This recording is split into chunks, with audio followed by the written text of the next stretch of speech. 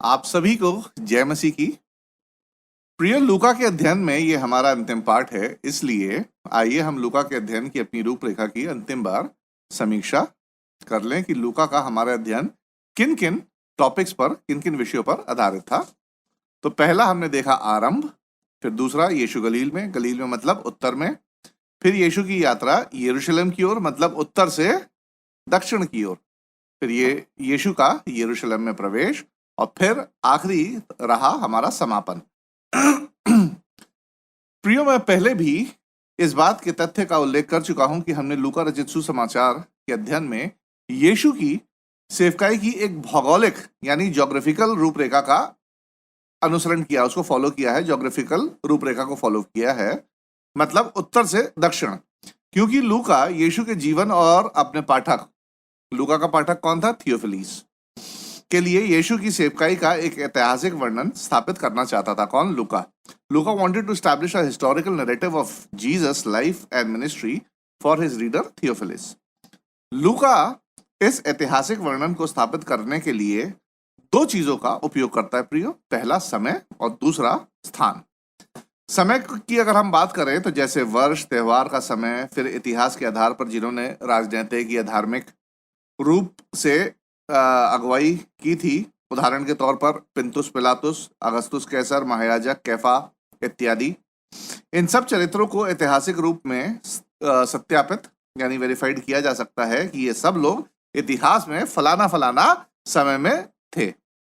फिर स्थान की अगर हम बात करें तो जहां यीशु के जीवन काल में घटनाएं घटी थी, जैसे कफरनहूम, अरमतिया, इमाउस इत्यादि। मती, मरकुस और यूहन्ना के विपरीत, जिनके पास अपने सुसमाचार के लिखने के लिए एक पर्टिकुलर विषय था, एक थीम थी, जैसे मती ने अपना सुसमाचार यहूदियों को मद्देनजर रखते हुए लिखा था कि यीशु यहूदी मसीहा है, जहां मती ने पुराने नियम का बहुत ज्यादा उपयोग किया है प्रियो। मरकुस ने अपना लेख अन्य जातियों को मद्देनजर रखते हुए लिखा था, जहां मरकुस यह स्थापित करता है कि यीशु मसीह ही दिव्य है। यूहन्ना की बात करें तो यूहन्ना ने अपना लेख स्वभावता ज्ञानवादी मतलब नॉस्टिक लोगों को मद्देनजर रखते हुए लिखा था। प्रिय, नॉस्टिक की अगर हम बात करें तो ये यूनानी कन्वर्टेड मसीह कहलाते थे, जो ज्ञानवादी कहलाते थे। उनको मद्देनजर रखते हुए यूहन्ना ने अपना सुसमाचार लिखा है और सुसमाचार को स्थापित किया है कि यीशु, और यूहन्ना ने क्या स्थापित किया है कि यीशु मनुष्य और दिव्य परमेश्वर दोनों है, यानी यीशु मसीह मनुष्य भी था और यीशु मसीह परमेश्वर भी है। जबकि लूका का लक्ष्य परमेश्वर के पुत्र यीशु को एक ऐतिहासिक संदर्भ में निर्धारित करना था, जहां यीशु के जीवन और सेवकाई का समय उन घटनाओं के स्थान का वर्णन करना था जहां यीशु की सेवकाई से संबंधित घटनाएं घटी थी। प्रिय, पिछले पार्ट में हमने यीशु के दुख भोग यानी पैशन वाले पार्ट की चर्चा की थी, जिसमें 10 प्रमुख घटनाएं आती हैं। एक बार फिर मैं इनका वर्णन आपके सामने कर देता हूं। जो पैशन दुख भोग के पार्ट में 10 घटनाएं आती थी वो इस प्रकार से हैं। पहला, गतसमनी में यीशु की प्रार्थना। दूसरा, यीशु का धोखे से पकड़ा जाना। फिर तीसरा, पतरस का इनकार। चौथा, महासभा के सामने यीशु। पांचवा, पिलातुस के सामने यीशु फर्स्ट टाइम यानी पहली दफा। फिर हेरोदेस के सामने यीशु। फिर पिलातुस के सामने यीशु दूसरी दफा, सेकंड टाइम। फिर सैनिकों द्वारा यीशु का अपमान और यातनाएं। फिर आता है क्रूस पर यीशु का चढ़ाया जाना और प्राणों का त्यागना। और 10वां आता है यीशु का कब्र में गाड़ा जाना। पिछले पार्ट में हमने वहां तक की घटनाएं देखी थी प्रियो, जब यीशु पिलातुस के सामने दूसरी बार यानी सेकंड टाइम लाया जाता है। यीशु को बचाने के पिलातुस के असफल प्रयासों और यहूदी अगुओं और भीड़ के दबाव में पिलातुस की कार्यपूर्ण स्वीकृति की समीक्षा हम पहले पार्ट में कर चुके हैं। इसलिए इस पार्ट में हम यीशु के दुख भोग की अंतिम 3 घटनाओं और लूका के सुसमाचार के गौरवशाली निष्कर्ष का अध्ययन करेंगे। तो आइए हम शुरू करते हैं। हम अपना दुख भोग का भाग 2 शुरू करते हैं। आइए हम लूका रचित सुसमाचार उसका 23वां अध्याय और उसकी 26 से 32वीं आयतों को यहाँ पढ़ लेते हैं। जब वह उसे लिए जा रहे थे तो उन्होंने शमौन नामक एक कुरैनी को, जो गांव से आ रहा था, पकड़कर उस पर क्रूस लाद दिया कि उसे यीशु के पीछे पीछे ले चले। लोगों की बड़ी भीड़ उसके पीछे हो ली और उसमें बहुत सी स्त्रियां भी थीं जो उसके लिए छाती पीटती और विलाप करती थी। यीशु ने उनकी ओर मुड़कर कहा, हे यरूशलेम की पुत्रियों, मेरे लिए मत रो, परंतु अपने और अपने बालकों के लिए रो, क्योंकि देखो वो दिन आते हैं जिनमें लोग कहेंगे, धन्य हैं वे जो बांझ हैं और वे गर्भ जो ना जने और वे स्तन जिन्होंने दूध ना पिलाया। उस समय वे पहाड़ से कहेंगे कि हम पर गिरो, और टीलों से कि हमें ढाप लो, क्योंकि जब वे हरे पेड़ के साथ ऐसा करते हैं तो सूखे के साथ क्या कुछ ना किया जाएगा। वे अन्य दो मनुष्य को भी जो कुकर्मी थे उसके साथ घात करने को ले चले। यीशु की मृत्यु से पहले लूका ने सैनिकों द्वारा यीशु के अपमान और यातनाओं का अधिक विस्तृत ब्यौरा नहीं दिया है, जैसे यीशु को कांटों का ताज पहनाना और साथ ही मनोवैज्ञानिक दुर्व्यवहार करना यानी साइकोलॉजिकल ट्रीटमेंट देना। लूका अपने सुसमाचार में किस व्यक्ति का, शमौन की बात कर रहा हूं मैं, शमौन का जिक्र करता है जो वहां एक दर्शक के रूप में यीशु की यातनाओं को देख रहा था, जिस पर रोमी सैनिक द्वारा दबाव डाला जाता है कि वे थके हुए यीशु के क्रूस को यीशु के पीछे पीछे लेकर चले। मरकुस ने अपने सुसमाचार में इस व्यक्ति यानी शमौन की बात कर रहा हूं मैं, शमौन के दो पुत्रों का नाम भी अपने सुसमाचार में दर्ज किया है, जो बाद में कलीसिया के प्रमुख सदस्य बन गए थे। इसका विवरण आपको मरकुस रचित सुसमाचार उसके 15वें अध्याय की 21वीं आयत में मिल जाएगा। महिलाओं का शोक और विलाप करना एक ऐसे व्यक्ति के लिए प्रिय पारंपरिक शोक व्यक्त करने की एक प्रथा थी। मतलब एक ये ट्रेडिशन था जो मृत के समान जो व्यक्ति हो जाते थे उनके लिए ये महिलाएं जो थी ये एक ट्रेडिशन के रूप में विलाप किया करती थी। उनके रोने पर यीशु की प्रतिक्रिया को देखकर लगता है कि ये महिलाएं यीशु की शिष्यनी थी, क्योंकि यीशु उनसे कहता है कि वे उसके लिए शोक मनाना बंद करें और अपने लिए शोक और विलाप करना शुरू करें।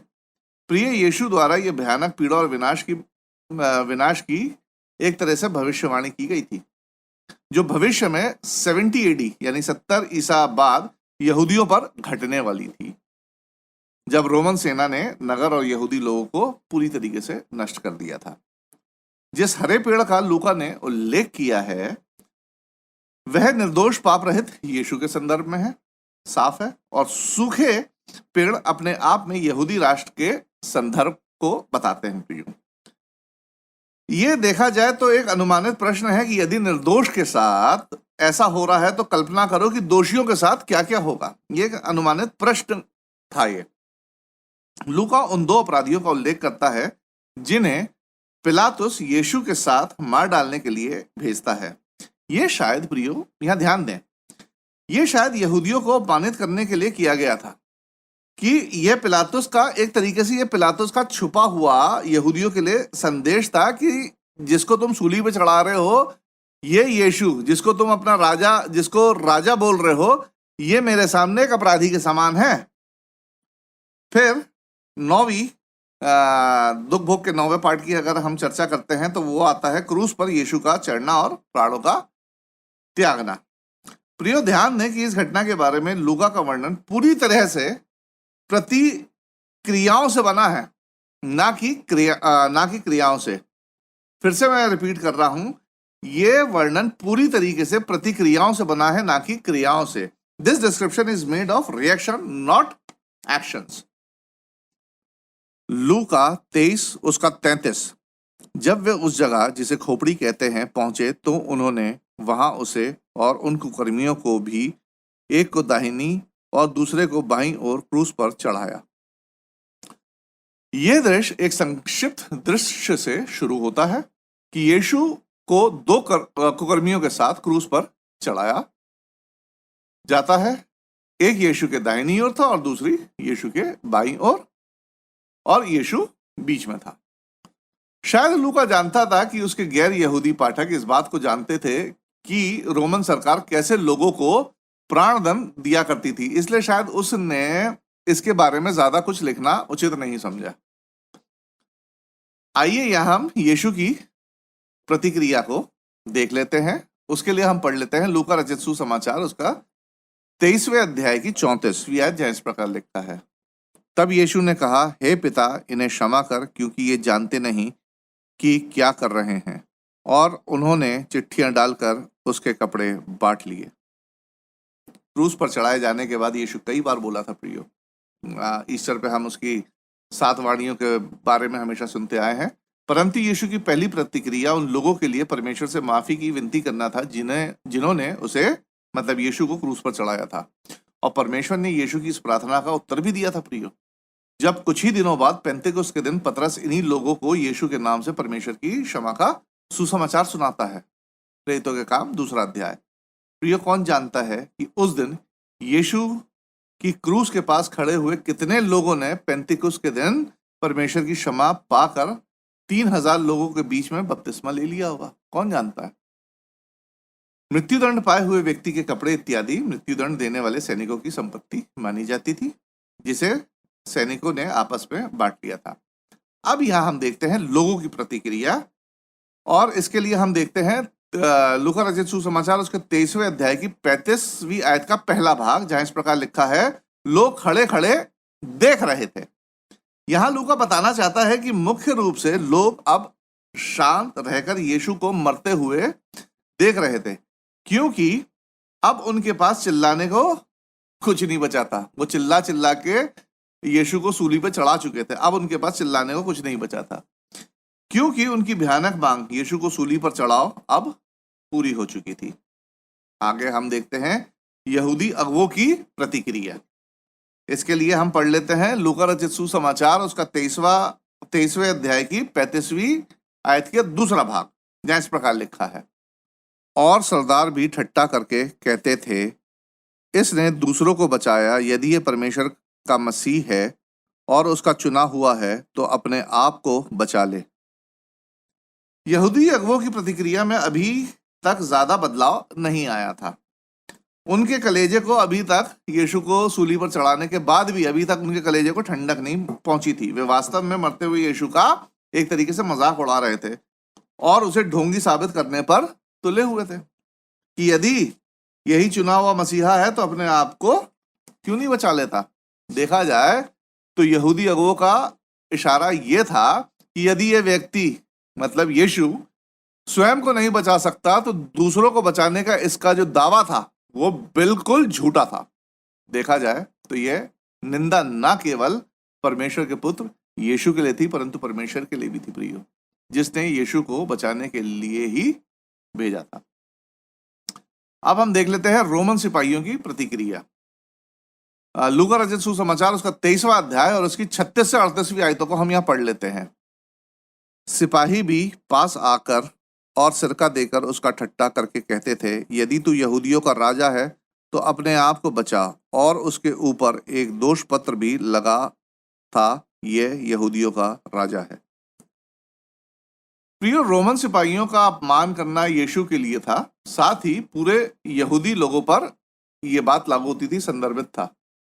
कैसे? उस समय यहूदिया के प्रांत में रोमन सिपाहियों का तैनात रहना रोमन सिपाहियों के लिए एक तरीके से मजबूरी में रहना होता था, क्योंकि ये रोमी आम लोग थे, रोम से मतलब अपने देश से दूर थे, रोमी संस्कृति और अपने प्रिय लोगों और रिश्तेदारों से दूर जगह पर रहते थे और उन लोगों के बीच में रहते थे जो अजीब टाइप के कट्टरपंथी लोग थे, मतलब ये यहूदी लोग।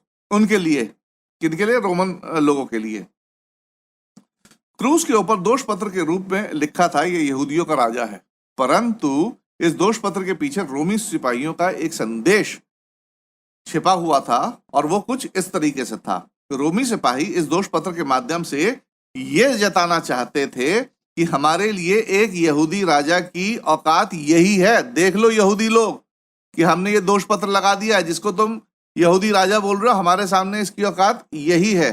देखा जाए तो बल और शक्ति का ये रोमन सरकार का एक प्रदर्शन था कि उनकी सरकार में कठिनाई पैदा करने वालों के लिए ये एक चेतावनी थी कि हमारे सामने सिवाय रोमी सरकार के अलावा जो भी राजा अपने आप को बोलेगा उसका हश्र ये होगा। फिर हम दोनों कुकर्मियों की प्रतिक्रिया पर भी नजर डाल लेते हैं। यहाँ इस संदर्भ में हम पढ़ लेते हैं 23वें अध्याय की 39 से 43 वर्सेस को। जो कुकर्मी वहां लटकाए गए थे उनमें से एक ने उसकी निंदा करके कहा, क्या तू मसीह नहीं? तो फिर अपने आप को और हमें बचा। इस पर दूसरे ने उसे डांट कर कहा, क्या तू परमेश्वर से भी नहीं डरता?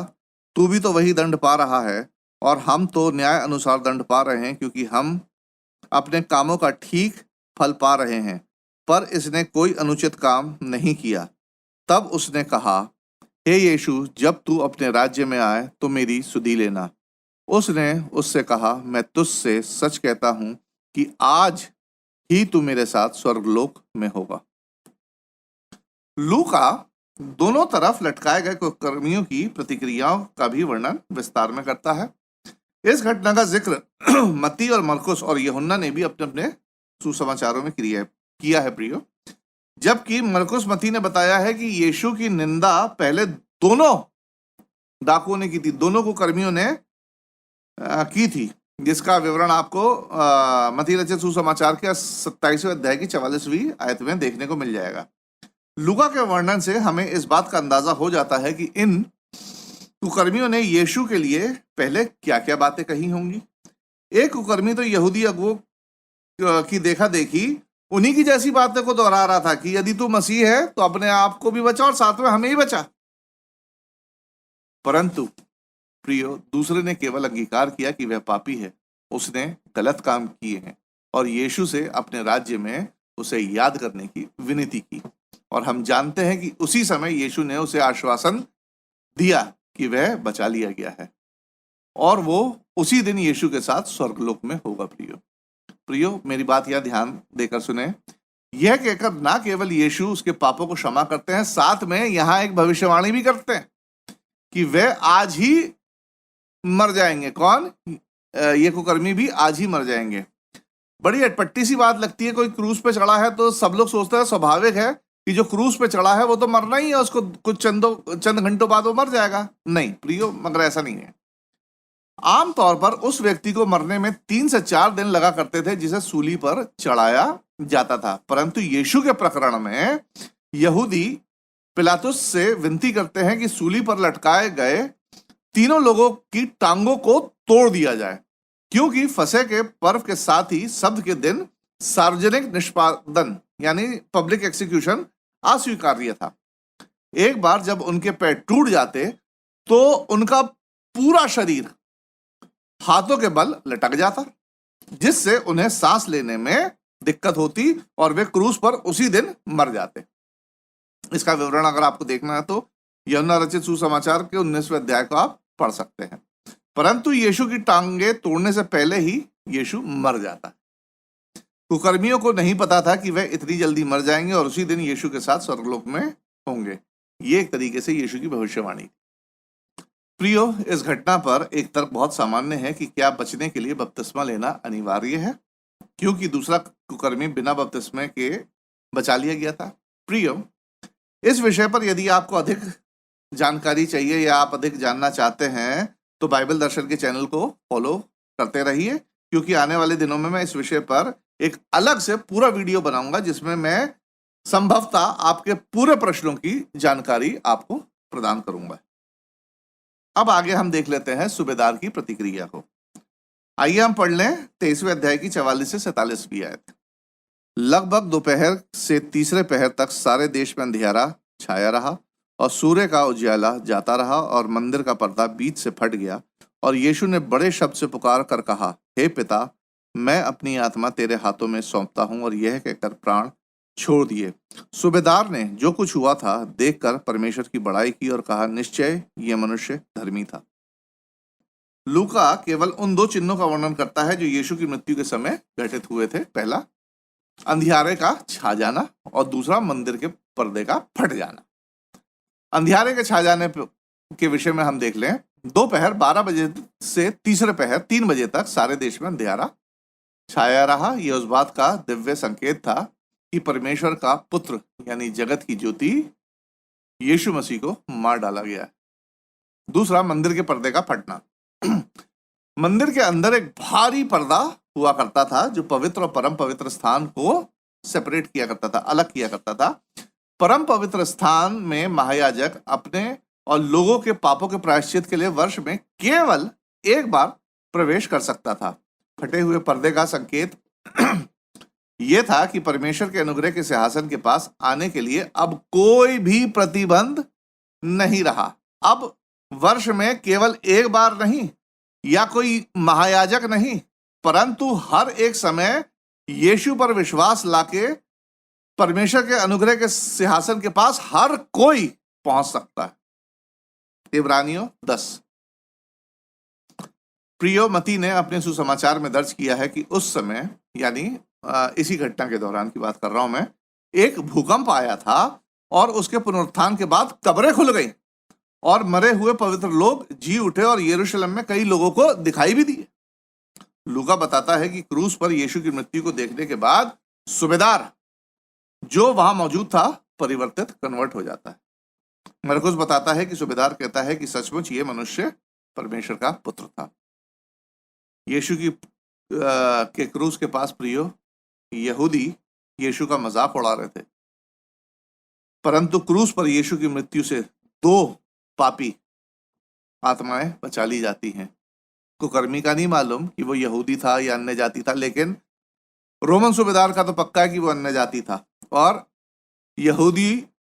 यहूदियों का मसीहा यीशु मसीह जो आया था यहूदियों का मसीहा बनके, उन्होंने उसे अस्वीकार कर दिया, लेकिन अन्य जातियों ने उसे वहां ग्रहण किया। यहूदी भीड़ की हम प्रतिक्रिया देख लेते हैं। लूका 23 उसका 48वीं आयत। और भीड़ जो यह देखने को इकट्ठा हुई थी, इस घटना को देखकर छाती पीटती हुई लौट गई। जिन लोगों ने यीशु को अस्वीकार कर दिया था, वे अब उसकी मृत्यु पर शोक मना रहे थे। लूका बताना चाहता है कि वे लोग जो तमाशा देखने बाहर आए थे, वास्तव में यीशु की क्रूरता भरी मृत्यु को देखने के बाद एक पारंपरिक शोक, यानी ट्रेडिशनल शोक दिखाते हुए अपने अपने घर वापस लौट जाते हैं। विश्वासी और चेलों की प्रतिक्रिया। लूका 23 उसका 49। पर उसके सब जान पहचान और जो स्त्रियां गलील से उसके साथ आई थीं, दूर खड़ी हुई, यह सब देख रही थीं। विश्वासी और चेलों की भावनाओं या उनके व्यक्त विचारों के बारे में लूका ने ज्यादा टिप्पणी नहीं की है, केवल यह कि वे यीशु की मृत्यु के गवाह थे। यहां लूका ने किसी भी चेले का नाम या उनके संदर्भों को शामिल नहीं किया है जो इस घटना के दौरान वहां जो मौजूद थे। यीशु का गाड़ा जाना। अब हम दुख भोग के 10वें पार्ट पे आ गए। लूका अरमतिया के रहने वाले यूसुफ का उल्लेख करता है, जो महासभा का एक सदस्य था, जो अन्य यहूदी अगुओं की साजिश में ना तो शामिल था और ना ही उनका समर्थक था। लूका उन महिलाओं का भी उल्लेख करता है जो यीशु के दफनाने की जगह को देखने को जाती हैं, ताकि शब्द के दिन के बीत जाने के बाद रीति अनुसार सुगंधित वस्तुओं को यीशु की देह पर मल सके। लूका ने यीशु के दफनाने की जानकारी को बहुत ही सीमित कर दिया है, क्योंकि शायद वह जानता था कि उसका श्रोता थियोफिलीस, जो अन्य जाति था, यहूदी रीति रिवाजों के विवरण में बहुत ज्यादा रुचि नहीं लेगा। आइए हम चर्चा कर लेते हैं यीशु के पुनरुत्थान की, और हम देख लेते हैं लूका रचित सुसमाचार उसका 24वां अध्याय और उसकी पहली 12 आयतों को हम यहाँ पढ़ लेते हैं प्रियो। परंतु सप्ताह के पहले दिन बड़े भोर को वे उन सुगंधित वस्तुओं को जो उन्होंने तैयार की थी लेकर कब्र पर आई। उन्होंने पत्थर को कब्र पर से लुढ़का हुआ पाया, पर भीतर जाकर प्रभु यीशु का शव ना पाया। जब वे इस बात से भौचक्की हो रही थी, तो देखो 2 पुरुष झलकते वस्त्र पहने हुए उनके पास आ खड़े हुए। जब वे डर गईं और धरती की ओर मुंह झुकाए रहीं, तो उन्होंने उनसे कहा, तुम जीवते को मरे हुओं में क्यों ढूंढती हो? वह या नहीं, परंतु जी उठा, स्मरण करो कि उसने गलील में रहते हुए तुमसे कहा था, अवश्य है कि मनुष्य का पुत्र पापियों के हाथ में पकड़वाया जाए और क्रूस पर चढ़ाया जाए और तीसरे दिन जी उठे। तब उसकी बातें उनको स्मरण आई, और कब्र से लौटकर उन्होंने उन 11 को और अन्य सब को ये सब बातें कह सुनाई। जिन्होंने प्रेरितों से ये बातें कहीं वे मरियम मगदलीनी और योआना और याकूब की माता मरियम और उनके साथ की अन्य स्त्रियां भी थीं, परंतु उनकी बातें उन्हें कहानी सी जान पड़ी और उन्होंने उनकी प्रतीति ना की। तब पतरस उठकर कब्र पर दौड़ गया और झुककर केवल कपड़े पड़े देखे, और जो हुआ था उसे अचंभा करता हुआ अपने घर चला गया।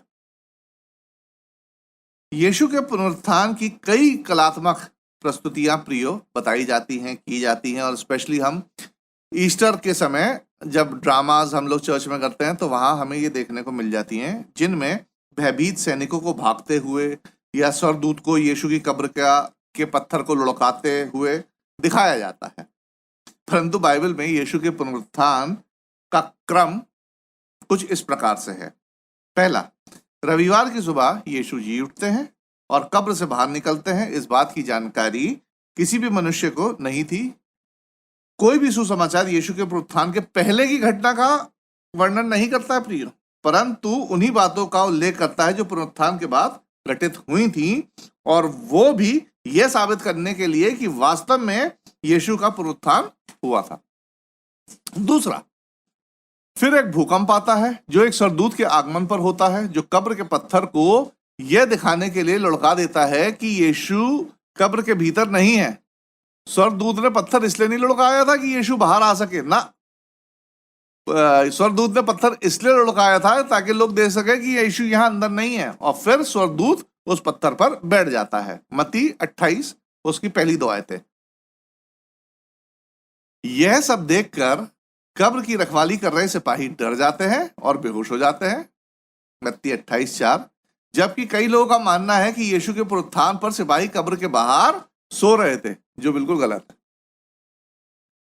फिर चौथा, महिला कब्र के भीतर जाती है और कब्र को खाली पाती है। मरकुस 16 उसका 5। और इस बिंदु से लूका अपनी कहानी बताना शुरू करता है। स्वर्गदूत महिलाओं से बात करता है। प्रियो, यहां लूका ने 2 स्वर्गदूतों का जिक्र किया है जो उन्हें यीशु की बात को याद दिलाते हैं कि यीशु ने पहले से ही अपने पुनरुत्थान की भविष्यवाणी कर दी थी। इसके बाद महिलाएं कब्र से बाहर निकलकर प्रेरितों के पास लौट जाती हैं ताकि उन्हें बता सकें कि उन्होंने क्या देखा है। लूका बताता है कि महिलाओं की खबर पर प्रेरितों को विश्वास नहीं हुआ था, फिर भी पतरस स्वयं देखने के लिए कब्र पर जाता है। इस घटना में पतरस के साथ एक अन्य चेला भी था। इन घटनाओं के बाद पुनः जी उठा यीशु कई और लोगों को दिखाई दिया, जैसे मरियम मगदलीनी को, अन्य महिलाओं को, पतरस को, इमाउस के रास्ते पर 2 चेलों को, फिर बाद में पौलुस को। आज के समय हम नहीं जानते हैं कि इमाउस कहां पर स्थित था, परंतु केवल अनुमान लगा सकते हैं कि यह यरूशलेम से 5 से 7 मील की दूरी पर रहा होगा। लूका बताता है कि 2 शिष्य अपने घर जा रहे थे और उन घटनाओं का, कौन सी घटनाओं का? यीशु के दुख भोग वाली घटनाओं का जिक्र कर रहे थे, उनकी चर्चा कर रहे थे, जो उन्होंने हाल ही में यरूशलेम में देखी थी। उसी रास्ते पर यीशु मसीह उनके साथ हो लेते हैं, परंतु वे यीशु को पहचान नहीं पाते क्योंकि उनकी आंखें बंद कर दी जाती। वे यीशु से कहते हैं, जिसका सार यह था प्रियो, कि उन्हें उम्मीद थी कि यीशु ही मसीहा होगा, परंतु अब जब उसे मार दिया गया है तो वह मसीहा पर भ्रमित हैं, कंफ्यूज्ड हैं। उन्हें आशा थी कि मसीहा दाऊद के समान एक महान योद्धा होगा। प्रियो, पुराने नियम में यशाया नबी ने मसीह को पीड़ा और दास के रूप में प्रस्तुत किया है, यशाया 53। आज भी कई रूढ़िवादी यानी कंजर्वेटिव यहूदियों का मानना है कि यशाया की यह भविष्यवाणी यीशु मसीह के लिए नहीं है, यहूदी राष्ट्र के लिए है। एक तरीके से यहूदी राष्ट्र जो है वो मसीहा है। यीशु इमाउस के रास्ते पर 2 चेलों को समझाते हैं कि मसीह के 2 रूप होंगे। पीड़ित सेवक का यीशु की पीड़ा कोई गलती या विफलता, फेलियर नहीं थी, बल्कि यशाया के अनुसार मसीहा के जीवन की पूर्ण पूर्ति थी। फिर महिमा में उद्धार करता, जैसे दाऊद ने इजराइल के शत्रु को हराया था, वैसे ही यीशु ने अपनी मृत्यु और पुनरुत्थान के द्वारा मानव जाति के सबसे बड़े शत्रु कौन? मृत्यु को पराजित किया है। प्रियो, जैसे दिन ढलता जाता है, यीशु उनके साथ भोजन करने उनके घर जाते हैं और जैसे ही रोटी तोड़कर उन्हें देते हैं, लूका उस क्षण का वर्णन करता है कि तब उनकी आंखें खुल जाती हैं और वे यीशु को पहचान लेते हैं। चेले खुशी से भर जाते हैं और उसी रात अपने अनुभव को बताने के लिए यरूशलेम लौट जाते हैं। किनको बताने के लिए? प्रेरितों को बताने के लिए यरूशलेम लौट जाते हैं। यीशु का चेलों को दिखाई देना। प्रिय, लूका इमाउस के चेलों के साथ यरूशलेम में अन्य चेलों को यीशु के प्रकटन के लिए जोड़ता है। प्रभु यीशु इन दोनों चेलों के साथ महिलाओं की गवाही की पुष्टि करते हैं जब वे सारे चेलों को दिखाई देते हैं। प्रियो, यूहन्ना हमें स्पष्ट करता है कि इस समय थोमा उनके साथ नहीं था। 44 से 44 से 49 वर्सेस में यीशु प्रेरितों को वही शिक्षा देते हैं जो उसने, मतलब किसने, यीशु मसीह ने इमाउस के मार्ग पर उन 2 शिष्यों को दी थी। लूका हमें उस महान आदेश, यानी ग्रेट कमीशन की बात कर रहा हूं मैं, उस महान आदेश का एक संक्षिप्त सारांश भी देता है जो मत्ती और मरकुस में अधिक विस्तार से बताया गया। इस उपस्थिति के साथ लूका अपने अगले पत्र के लिए एक पुल स्थापित करता है जिसे वह अपने श्रोता थियोफिलिस के लिए लिखता है, जिसे हम प्रेरितों के नाम से जानते हैं। प्रियो, यीशु प्रेरितों को निर्देश देते हैं कि जब तक ऊपर से सामर्थ्य ना आए तब तक यरूशलेम में ही बने रहें। इस बात के साथ लूका अपने श्रोता के लिए उत्सुकता छोड़ता है कि ऊपर से आने वाली सामर्थ का क्या अर्थ होगा।